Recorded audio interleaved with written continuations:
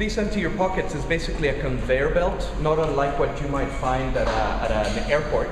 And what you do is I have the Skittles here, so you put your Skittles or your wallet or your keys or your phone or whatever it is that you have in your pockets. And as you take your Skittles away, it leaves behind an image of itself, reminding you that there is that sense of continuity between what it is that you're seeing is what people are putting on. Now, the show just started, so what we've put on right now, I mean, you see a sausage there, that's not great, but the more people put stuff that's interesting in here, this will become a portrait, in a way, of that very intimate sort of place, which is our pocket.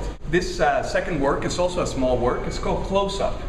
And what it is an embedded surveillance camera, not unlike what you might find to track Mexicans at the Mexico-US border or teenagers at your local mall. It's right there. And this is me live, waving, and this is me from the past that I just stood in front of it. So as you walk in, your silhouette is cast onto the area. So this is my arm, for instance, going down this way. And inside is the playback of previous activity. So sometimes it shows the past participants, so that was me. But sometimes it shows one of 100,000 recordings that it actually is doing. So as you're looking at it, you're being recorded. And all of it is the content of what will be seen in the future. This one here is in fact the oldest piece on the exhibit. It's called 33 questions per minute. And just like its name, all it does is it spews out a whole bunch of questions at that rate of 33 questions per minute in this display. It's like little detonators. The rules, there's a software that's been programmed that has 3 rules. First rule is choose words at random from the dictionary, right? Verbs, adverbs, nouns, whatever. Second rule is make a grammatically correct question with these words. So we worked with linguists to make that happen. Third and most important rule is once you've made a particular question, never repeat it. So most of the questions are quite absurd. Will you lead in an orderly fashion? Things like that. Let's see, do few refuse to reveal the sick guy?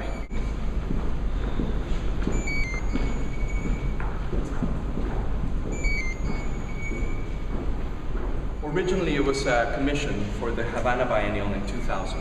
And the internet in Cuba is forbidden for Cubans, but not to Mexican Canadians. So I got an internet connection, I got this keyboard, and I got people to type in whatever they wanted, and their typing would go straight to the internet. And from Manchester was Alan Turing. The Turing test is this idea, this moment where you don't know if something was generated by a computer or by a person. And because the authorities would not know if it was made by a computer or by a person, it would be impossible to censor.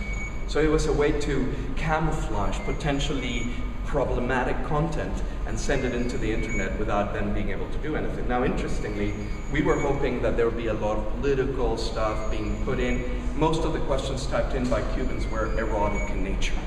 And I thought, well, that's fine, like I don't have a monopoly over how people are going to use my work. And I often highlight that I don't know how these pieces will be used, how is it that people will participate. Now, you'll notice when you have them here, and please come back and check it out, these questions are also going to be projected on the facade of the building. So right under the frieze, where there's inscriptions, there's no inscription here, so we've now put the really absurd questions that this piece generates.